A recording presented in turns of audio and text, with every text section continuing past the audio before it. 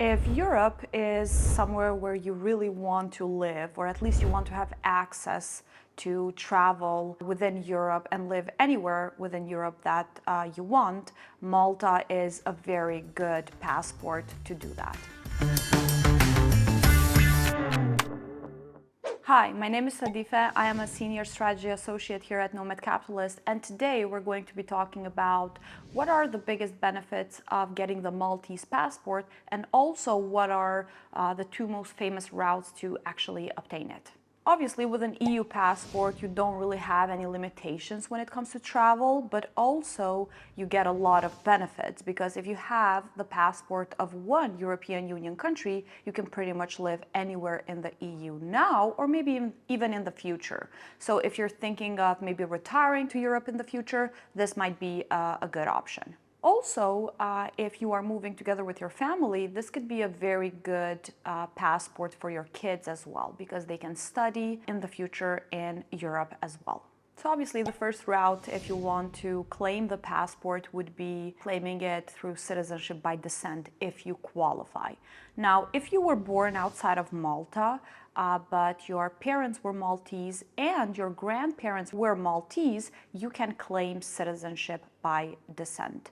So essentially both generations need to be Maltese in order for you to get the passport. This usually is very tough, especially if someone in the past, for example, your grandparents or parents renounced their Maltese citizenship. So if you do not qualify, you also have the citizenship by investment route. If you want to apply for the citizenship by investment in Malta, you will essentially need to make a non-refundable, quite significant donation to the National Development and Social Fund, which is set up by the government of Malta.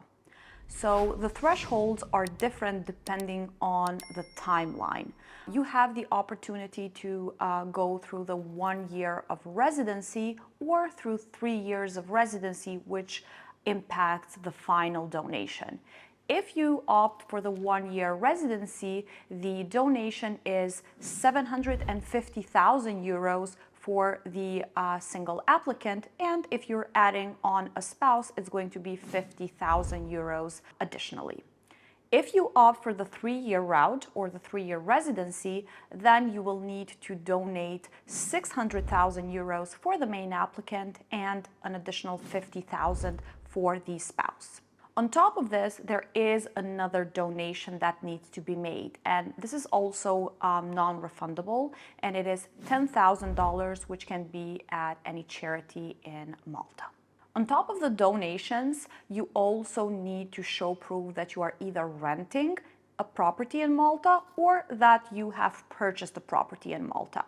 Now, the minimum amount for the property purchase needs to be 700,000 euros, or if you go for the rental route, you can rent something for a minimum of 16,000 euros annually. You will need to show proof that you are holding either the ownership or the rental lease for at least 5 years, because they will actually check that even after you have obtained the passport. So qualifying for citizenship is possible depending on which route you go, either after 1 year or after 3 years.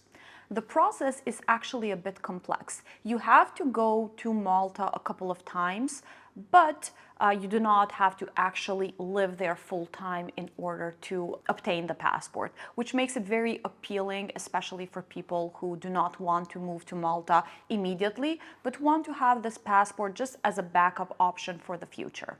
So the whole process obviously starts with document collection. As soon as the documents are collected, you will be able to submit the application for the residency.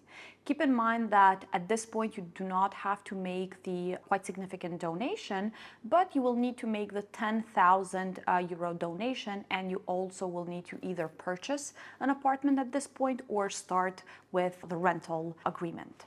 After the documents have been collected and you already have proof of the donation and the rental, you can submit it and you will be able to get the residency card.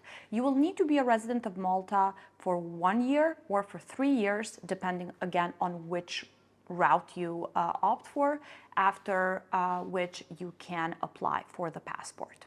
It is important to note that Malta has one of the most aggressive due diligence processes out of pretty much all of these citizenship by investment countries. They will do about 4 tiers of due diligence. So, if you have like any sort of litigation or criminal record, it is advisable to do some preliminary research in advance to see if you will be able to qualify. They also have one of the highest rejection rates when it comes to, rejecting applicants, which is at about 26%. So usually if you have like extensive litigation or like some very serious criminal record, unfortunately you will not be able to qualify. But if you have something small, it is usually fine unless you disclose it upfront. If you do not disclose it on your application and they find out during their due diligence process, this will most likely disqualify you. So after you obtain the Maltese passport, if you want to in the future maybe retire in Switzerland, obviously you can do that because you would be a European Union citizen and you can live anywhere in the EU, even now after just immediately obtaining the passport. Also, it's very, as explained previously, it's very good if you want to give your kids the flexibility and optionality to study in Europe at much better rates. If you want to learn more about the Maltese citizenship by investment or citizenship by descent or any citizenship in the EU, you can go to our website nomadcapitalist.com and learn more. If you want to see what other options are there for your particular situation, you can apply to work with us through our website as well.